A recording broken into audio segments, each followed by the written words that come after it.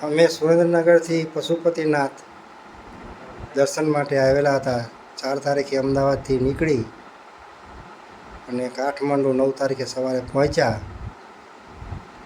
પણ અહીંયા હોટલ ગૌશાળા આશ્રમમાં ઉતર્યા પછી તોફાનો જે શરૂ થયા એમાં ચારેકોર આગ ચંપી, વાહનો સળગાવ્યા, બાઇકો સળગાવ્યા, પથ્થરમારો, ઇલેક્ટ્રિક સામાન, લાઇટોના થાંભલા તોડ્યા, સર્કિટ હાઉસ, પોલીસ સ્ટેશને આગ ચાંપી, પથ્થરમારો, બહુ તોફાન થયા।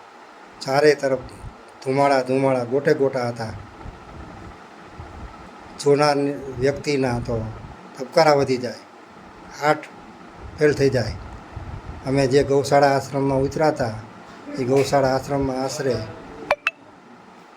ઓછામાં ઓછા 250 જેટલા પરિવારો સાથે લોકો યાત્રાળુ હતા, જે ભારતભરના હતા। એ બધાને તમામને ટોળા આશરે 10,000 માણસોના ટોળાએ બહાર કાઢી અને ગૌશાળા આખી આશ્રમમાં તોડફોડ કરી આગ ચાંપી અને બધા યાત્રાળુ પોતાના જીવ બચાવવા ભાગ્યા અને ક્યાં ગયા ખબર નથી। કેટલાય પરિવારો તો કદાચ વિખૂટા પણ પડી ગયા હશે, બાકી કંઈ સમજ પડતી નથી। અત્યારે કાઠમંડુમાં શાંતિ છે, પણ ચારે તરફ આર્મી છે।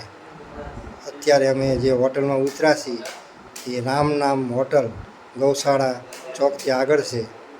તે રોડ ઉપર આર્મી છે, પણ હોટલની બહાર નીકળી શકાતું નથી કે હોટલવાળા નીકળવા દેતા નથી। બસ અમે અમારી રીતે સાચવી અને અમે રહ્યા છીએ।